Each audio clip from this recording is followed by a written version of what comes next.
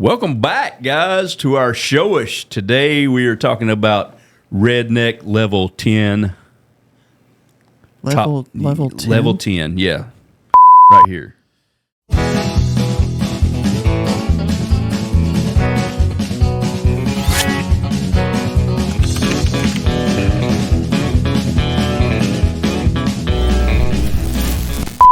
Okay. Yeah, we got redneck stories, personal ones. Well, some of us do. Oh, come on, man. You know, it's funny. I was struggling to come up with some stories. Like I was having For redneck? I was having a hard time coming up with some stories, and I sat Heather down and I was like, "Look, man, like this is what we're talking about, and I'm having a hard time."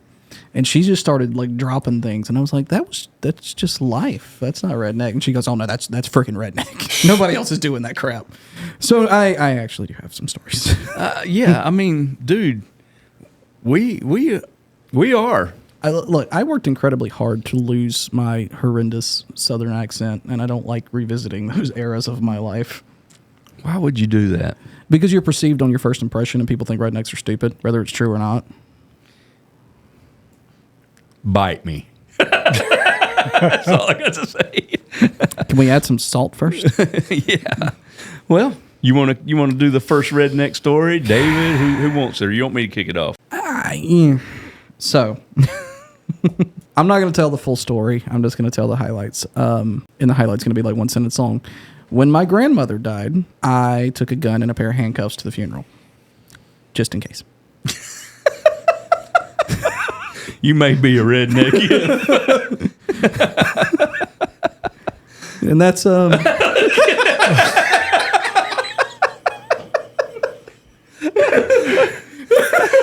Yeah, we'll not talk about that. We won't go any deeper. Me and you've had this conversation before. It's it was necessary.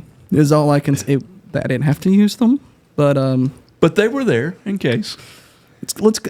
I was prepared. Okay, here's one for you. So I didn't do this, but this happened to me, and I didn't, I ran with it. Okay, so years ago, before me and Lisa was ever dating, and my washing machine had went out, and I'd hired a guy to do some work around the house, and I knew him. You hired a guy? Yeah. Did you pay him in peanuts? Well, this is the reason I started doing a lot of stuff myself, was because everything he'd done, I had to go back and redo. But anyway, he was a pretty good dude. But my washing machine had gone out, and he happened to be there, and and my grandmother lived with me at the time, and I said, I got to get a new washing machine. And he said, hey, don't do that. He said, I got one. He was just a handyman. He said, I'll bring it over.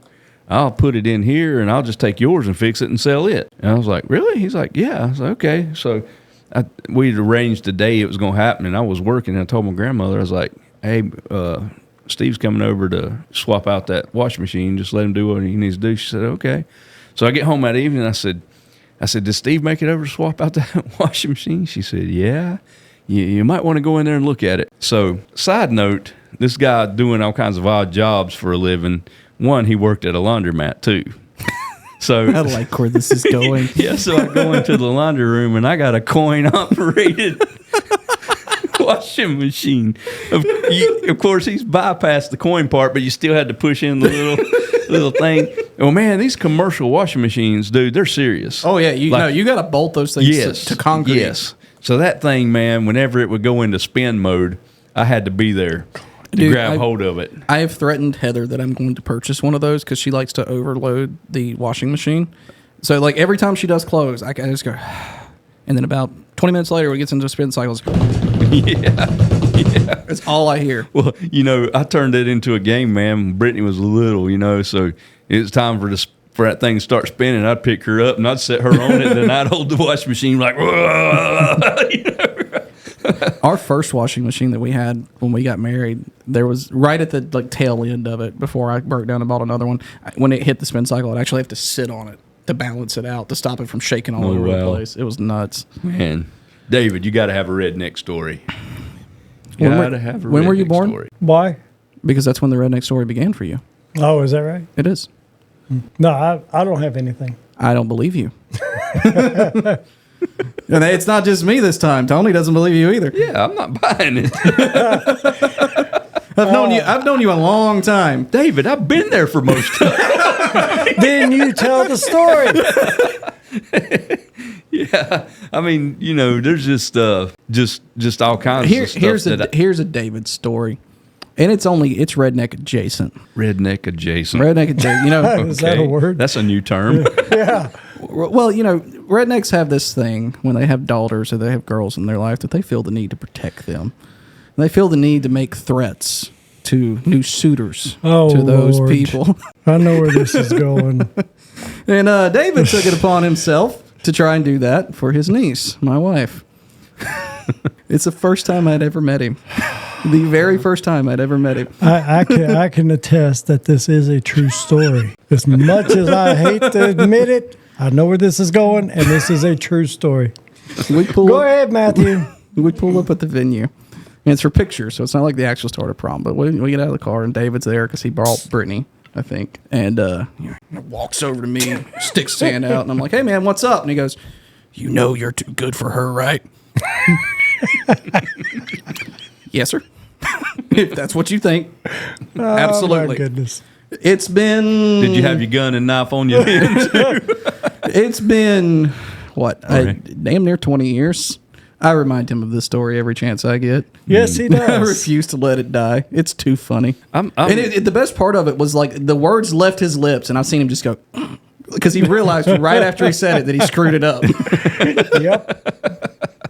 That's funny.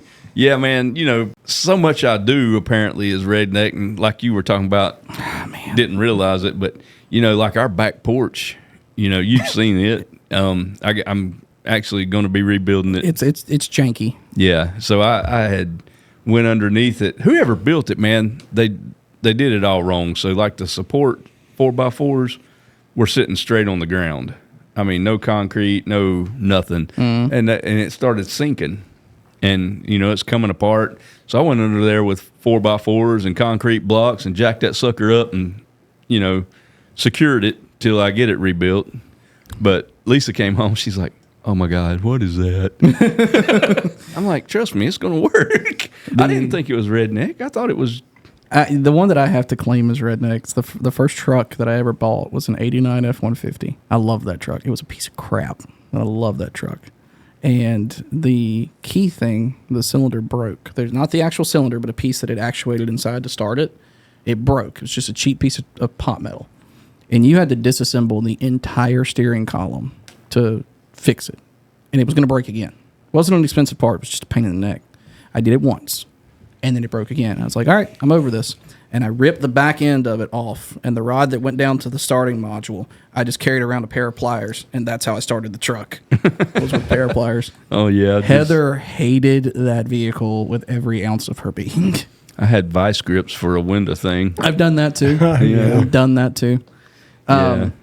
Another family story that I was not around for. There's a fish camp that they decided to go to for either Christmas or Thanksgiving. I don't remember which one. This is my mother's side of the family. It's very important for that distinction. And I guess they got themselves into a tussle there. Somebody got mad at somebody over something. And a gun was produced. There's a theme. And somebody's finger got shot off. Really? Dead serious. Middle of the fish camp, just no more finger. Wow. Yeah, it's and these are relatives that allegedly like each other. Maybe we just need a show about stories from your side of the family. Dude, I have an uncle that I guess technically a great uncle that I had never met in my life. I didn't know he existed. I was like 14 or something. This is why I found out about this man. My dad opens the bedroom door and goes, "Get your rifle." What? He's "Get your rifle." We're sitting on the porch. So I go out and Dad's there with a rifle. I'm there with a rifle. My uncle's there with a rifle. I'm like, what's going on? And apparently this dude had called. He's been estranged from the family for forever. He'd called. He's like, "I'm coming over there to kill all of you." And my dad, being my dad's just like, okay, good luck. Apparently none of this is normal. Oh, my gosh. Yeah, that is crazy. Oh, Yeah, we definitely need a show about that. What do you think, David? That'll work. Yeah, I got. You got to have something else because I got two more good ones to tell. Go ahead. My life is redneck. I don't know what to say. So we used to go to NASCAR races a lot, like every year, and we made a day of it. We went tailgated, cooked out, brought the grill, whole nine. So we had 2 vehicles. We had a truck and a Jeep Grand Cherokee, and the grill was in the back of the truck, and then everything else was in the Jeep. And there were so many people that you have front seats, bench seat, cargo area. Cargo area is slam full. I'm riding on top of everything, just kind of like surfing because we're out of seats. There's nowhere else to go. Let's go all the way to the track that way. We get to the track and we realize that we forgot any form of a utensil, except me. I brought a knife and a fork because I had a steak that I was going to eat and I was going to make sure I could cut that thing open.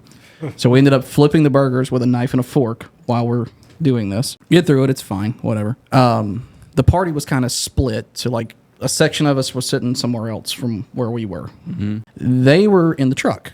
And apparently they got into a fight or something happened, and they took off like halfway through the race, didn't tell anyone. So we go out to leave, and there's a grill there, and there's no truck. How are we getting this thing home? How we got it home was strapping it to the top of that Jeep Grand Cherokee. Oh, my gosh. With not even ratchet straps. We didn't have ratchet straps. It was like bungee cords and twine. In somebody's belt. I kid you not. I'm dead serious. That's basically what it was. And that's how we got home. And then the next race we went to, we bought my brother, who decided he wanted French fries. So we brought, I don't know if I've ever told your wife this. We pillaged a deep fryer from your wife, one of those ones that like plug in. Oh yeah. And we had a power inverter, but it wasn't strong enough to get out in a current. So we disassembled it and just set it on top of the grill so the flames would heat up the oil.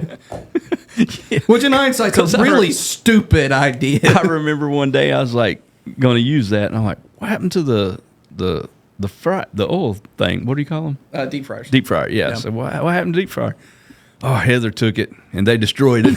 Like, how do you destroy that? Methodically with a screwdriver. Oh, why we had a screwdriver to disassemble a fryer and didn't have a power inverter that could power it is beyond me. And the dumbest part is because my great uncle is the one that went with us, and the man did not believe in gas. We didn't even have a gas grill. We're trying to do this over charcoal. It went as well as you'd expect. Oh my gosh! So was that a charcoal grill you strapped to the top of the? You drove for miles with ash blowing and. Yep. Another NASCAR story. I've seen people, strap like couches on top of their cars and drive down the road. You ever seen the mattress on top of the sedan and everybody's just got an arm like this holding it down? Oh, we went to the race one. That was me, man. We went to the race one year and didn't do the whole tailgate thing, and we parked somewhere that we didn't normally park, like some dude's front yard. It was like $10 for parking or whatever. Sat through the race, and at this point, this is like my 8th or 9th race. My mom and uncle and everything been going over for 20. Like we know the track pretty well, and we go to leave. And my uncle was one of those people that he was right, especially when it came to Charlotte, because he worked there. Like, I know where I'm at. I know where I'm going. I'm right. We walked around this track so many times that the drunk people on the back of their trucks were like, didn't we just see you?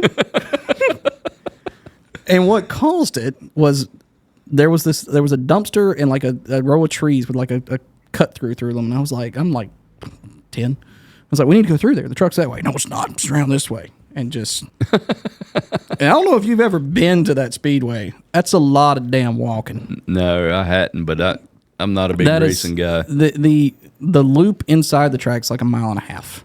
Oh, and we're walking the exterior all the way around. I think we looped it 3 times. Jeez. Could have just walked on home. I mean, yeah, close to. So I come from a long line of rednecks, apparently. Long line. Did you pass it on to Nathaniel? God, I hope not. Oh, I'm sure it's in there. And my dad was one of those people that he's kind of like you, where he'll see something and he'll be like, I could use that. What are you going to use it for? I don't know, but I can use it. And we would just stockpile stuff around the house. Not junk like wood or metal, just like stuff that theoretically, yes, you could use. Side note, this man has never built anything, ever. But Ever. He's got the stuff to do it, right? It's not like he's not handy, but like he's not building a tree house. He's not building a deck. He's not pouring concrete. None of that stuff. But if he found those materials, bet your ass they were coming home with us. I don't know why. I'll tell you something I did one time, and I don't know if this is really considered redneck. I just wanted to see what I could do with it. So I had an old cassette player that, had messed up. I don't know. So I took this thing all apart, man, and I said, I'm going to build a car out of just this, and this sounds like some redneck ingenuity. Yeah, I did it at work. Don't tell anybody. But only thing I used that wasn't part of it was like a piece of a clipboard I had cut off, so I had something, as a base, like a frame, almost. So, man, the wheels for this car were parts that was inside this thing, and man, so I made it kind of like a 3-wheeler, and it was set like this, and one little wheel on the front, 2 on the back, and I put the batteries in, turned that thing on, and it was like, bzzz. Everybody at work loved it. We played with it for years. Still got it? No, it died finally. But did it live longer than the Cricket? Ooh, let's not talk about the Cricket. Cricket, yeah. Y'all just have to trust me on this one. We don't need to talk about the Cricket. We need to tell it. No, it didn't. Maybe we will one day. That's a good story. We need to tell that story. It is a good story, but it ain't for this show. But I guess that's enough for redneck stuff. I mean, it just felt like a synopsis into my life. Nobody else had anything to say. Yes, yeah, just so you know, those of us that are redneck don't even realize we are. We just think that's the way it is. And it's other people that point it out, like Pretty my much. wife. Yeah. She's pointed it out quite a few times. She tells me, we got to do this, but no redneck stuff. No redneck stuff's what she says. And I don't, for long. I don't always know what that means when she says that. I don't either, man, really, because, you got a goal of whatever that goal may be. You just do whatever you got to do to get to that, right? You would think. Apparently not. Our wives disagree with that. Yeah, I don't know. But neither do I. David, do you know? No idea. Not helpful at all. Nope. Anything? Nope. For the betterment of the group? For the betterment of the chat? No, we're done. For the betterment of the viewers. What's your... One more thing. We're not done. What's your favorite redneck word? Oh, the one that what's his name come up with? Foxworthy? Yeah, Widgy Didgy. Widgy Didgy? Yeah. I don't know that one. You didn't bring your wallet, Widgy, did you? I always liked yomp to. Yomp to. Or did you eat yet? Yeah. Hey, y'all watch this.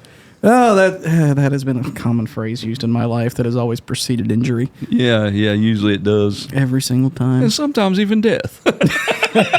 Hey, y'all watch it. Well, we watched. Look, he's laying right beside a 4-leaf clover. Darn if he just picked that thing. That horseshoe just fell straight out of the air right onto his face. Yeah. I bet the rabbit threw it. Yeah, the rabbit. The one with 3 feet. Oh, wherever you go. Whatever you do, Stay modified.